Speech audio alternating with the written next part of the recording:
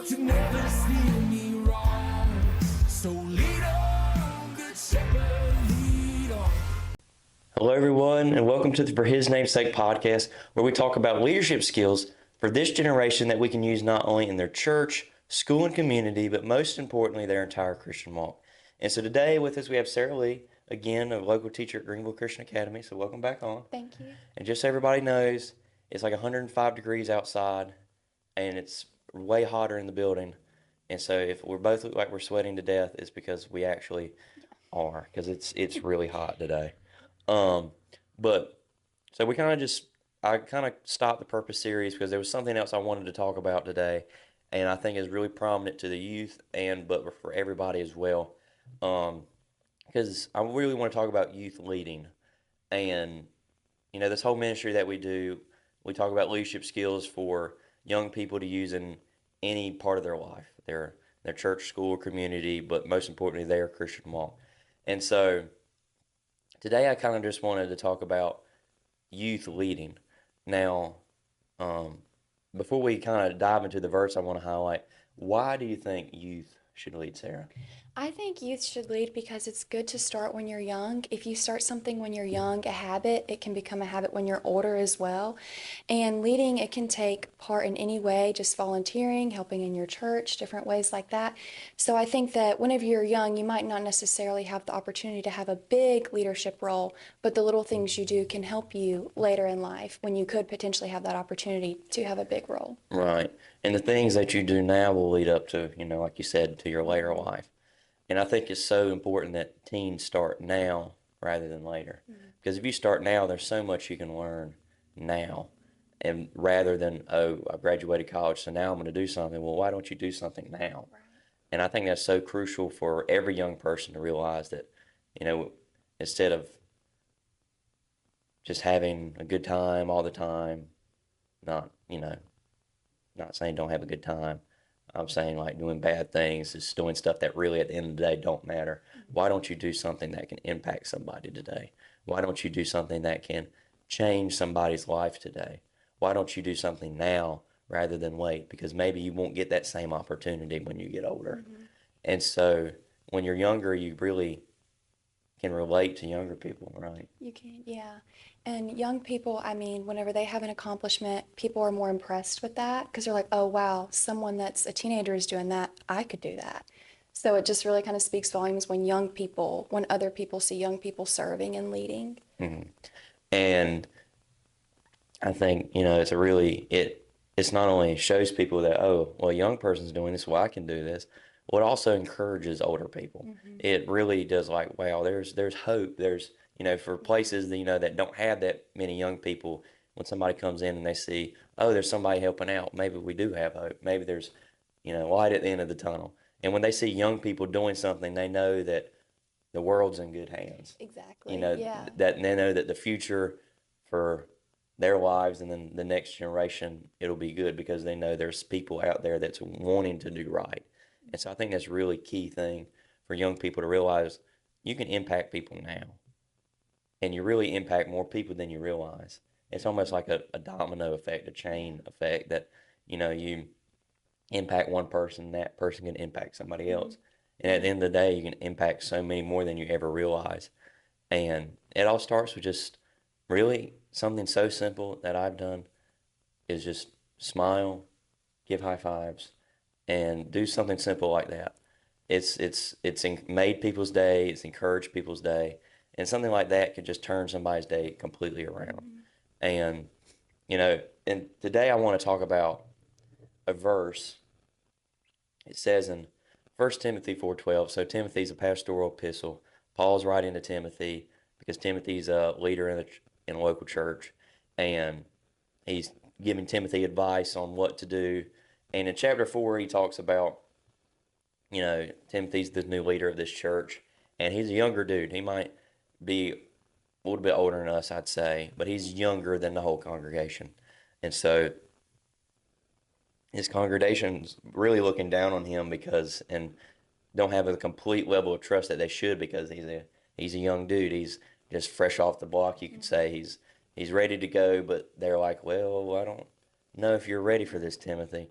And Paul is really encouraging Timothy in these two books and telling him, the faith that was installed with you with first your grandmother and then your mother. So the faith that you've had your entire life and the historical faith in your family, a third generation Christian. And he was very young. He was trying to set an example. He was trying to do what's right because some of the older Christians, they were needed to be thankful for what God had given them, the spiritual gifts that He had given them, the opportunities they had given them, the blessings, and the older Christians really were not being very thankful for that. And in this chapter, Paul was talking about that, about being thankful for what God's done for you and what God is doing for you. Well, then in verse 12, it kind of takes a shift because of what Timothy's doing. And Paul says, "Let no man despise you for your youth, but set the believers an example in speech, in conduct, in love, in faith, and in purity." Because, I mean, Timothy's a young guy. He's younger than probably the entire congregation. And like I said, these people are probably don't trust him completely because he's a young dude.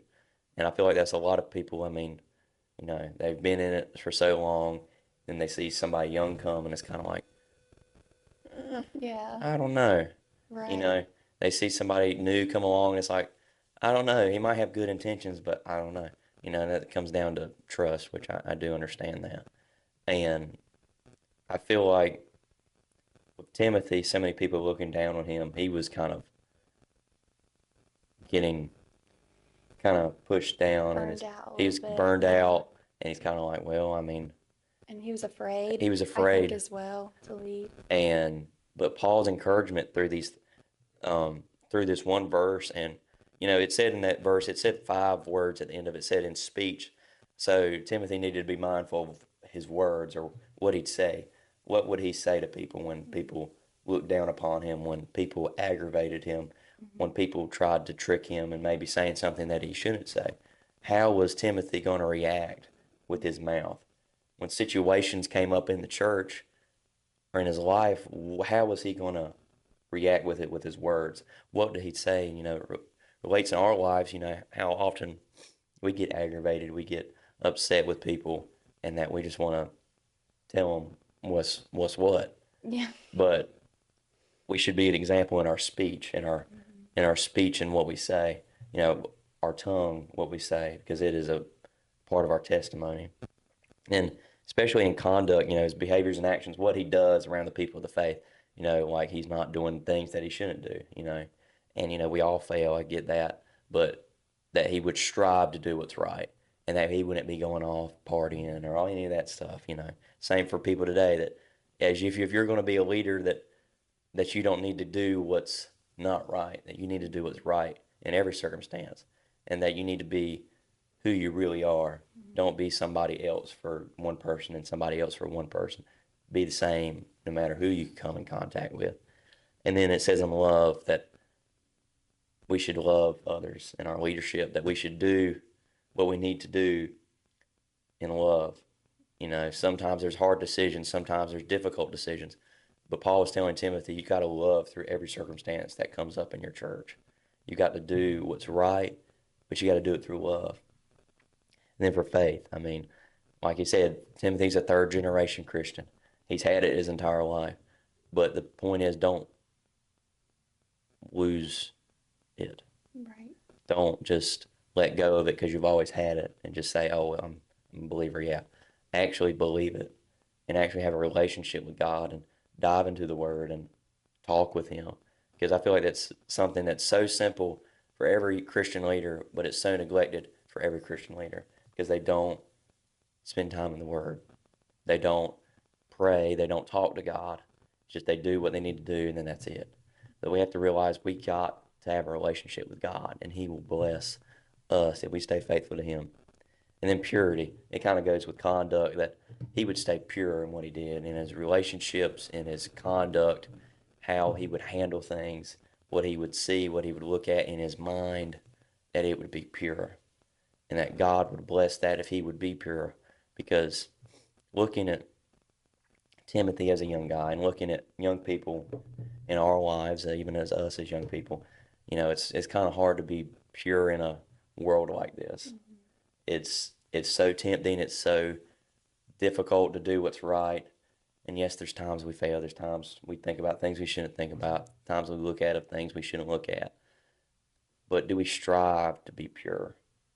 That we want to be more like Jesus and that we would do what he wants us to do and not be distracted by things that don't matter. And as a leader, as a youth, we have to focus on all five of those aspects: love, your conduct, your words, and purity. At the end of the day, you've got to do what's right as a leader. And even as a young leader, it's so hard because you have this zeal to do stuff, but then you get held back by your past or things that you struggle with, and you can't let that define you. That God has a bigger purpose for all of us as a young person, but we have to submit to those plans because for some of us, we don't know what those plans are. There's people that don't know what they're going to do, but God has it all in his hands. And so it really brings us to the point we see what we need to do in our young leadership, what Paul told Timothy, all those characteristics. But for us, how can we lead as a young person, though? Right. I think, well, leadership, like I kind of mentioned this earlier, it's not about having a fancy title or being over some type of big organization.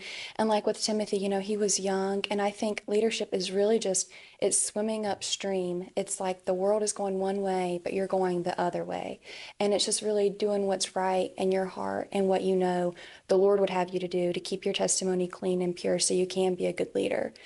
Because really, no matter where you are, what position you have, people are going to look up to you. Whether you're a high schooler, the middle schoolers are looking up to you. You're a college senior, the freshmen are looking up to you. I remember looking up to the college seniors and thinking, wow, if I could just be like them. But it's just so true. It's just really, you always have people looking up to you. So you have to be careful with what you're doing and that you are leading in the right way. Because whether you realize it or not, you are leading to a certain extent. And with Timothy, I mean, I can imagine that overwhelming feeling of being so young and having to lead in that way. But he had Paul, who was a good mentor for him. And I feel like everyone needs to have a mentor or someone you can look up to or ask questions to just to get that aid and that helping hand. And I think it was interesting that you mentioned, he talked about his mother and his grandmother. And, he's had the faith, so he's had it. And Paul encourages him whenever things happen, stick to the basics, stick to what you know. That's how you do leadership. Encourages him to stay true in the doctrine he's been taught.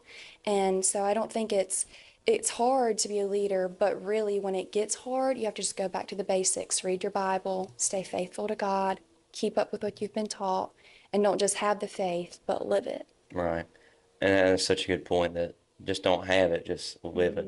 Like there's so many ways we can serve, and how we can lead. We can be, just do something simple for somebody. Just maybe volunteer for something. Maybe clean up the yard, clean up the trash, take the trash out, do something for somebody. There's so many ways we can lead in our lives. It's not just necessarily like on the stage. It's so many things behind the scenes that you will never think you'll ever do, but you will. Right. And leading as a youth, it's hard sometimes and it can get discouraging so easy. But like you said, you have to go back to the basics. When you get discouraged, when you don't know what to do anymore, you've got to just stay faithful because it's so easy to say it, but when it comes to it, will you do it?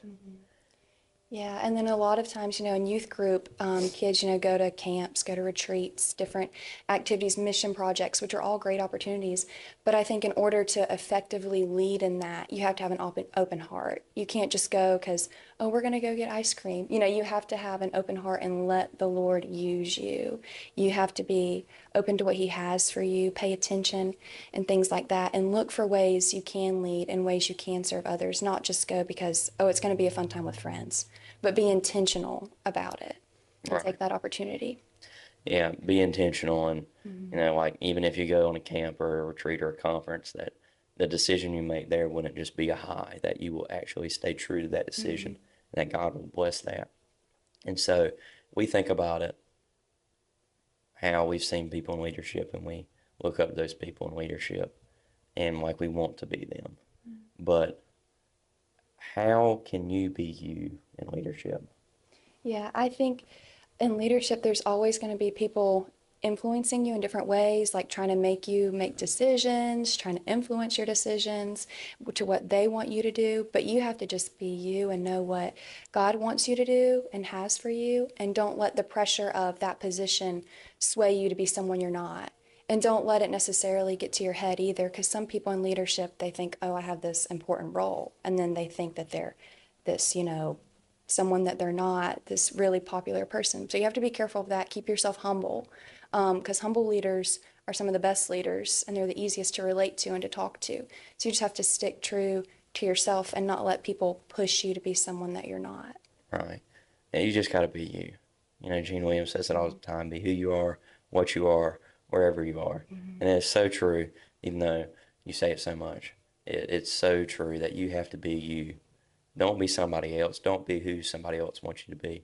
Make your own decisions and seek guidance in your decisions. But at the end of the day, it's your decision. And as a leader, it's going to be tough decisions, but it's all part of God's plan. And I think leading as a youth, and in closing, leading as a youth is so important that you get to now, because you can impact so many people without realizing it. And without that, you have to realize that maybe there's so many people that you couldn't impact. And because of that, maybe, there's people that will never be reached with the gospel. There's people that maybe could be other leaders, but because you never talk to them, maybe they'll never be a leader.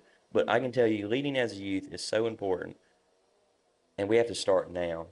Because I tell people today, young people today, that you are the leaders of today, not tomorrow. So start today with what you can do. Impact people today, because the Lord will use that.